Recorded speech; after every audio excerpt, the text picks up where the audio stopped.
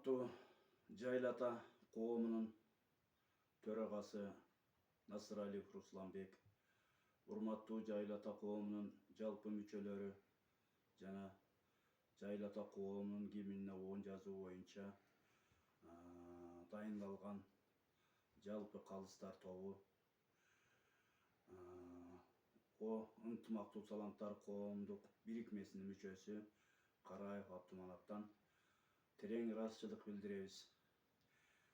25-июнда Ош жергесинде болуп өткөн адабий чыгармачылык кечеде атайын алыстан жол арытып, жолдун алыстыгына карабастан Кыргыз Республикасынын журналисттер союзунун мүчөсү Бекбүбү Асанкулова Сооронбековна ушул бизге берилген белектерди жолдун алыстыгына карабастан Ош жергесине келип өз колу менен тапшырды.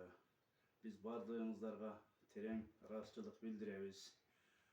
Биздин тарыхый батырларыбызды даңазалоодогу кылган эмгектериңиздерге биз терең ыраазыбыз. Биз дагы абдан кубанычтабыз. Ушу келечек муундарыбыз, жаштарыбыз тарыхый батырларыбызды даңазалап, ошолордун эли жери үчүн кылган эмгектерин баалап, патриоттук духта тарбияланат деген чоң ишенимдебиз. Мына дагы айта кетсек, мына жерде Жайыл ата коомунун мүчөлөрү Бектенова Бүбайра Баялиниевага чоң ыраазычылык билдирем. Багыт коомунун президенти Болот Жумагуловго терең ыраазычылык билдирем.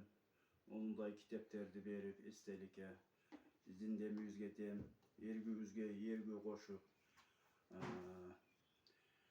Байсейит Батыр коомунун жетекчиси автор Чыныбаев Койчубек Асановичке баардыгыңыздарга терең ыраазычылык билдиребиз.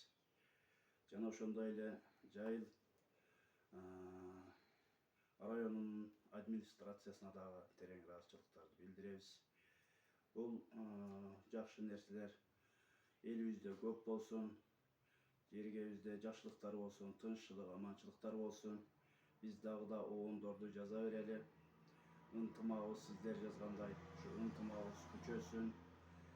Элибиз, Кыргызстаныбыз өнсүн. Жергебизде деги эле жер жүзүндө тынччылык, аманчылык болсун. Бар болуңуздар, аман болуңуздар. Рахмат. Терең ыраазычылык билдирем.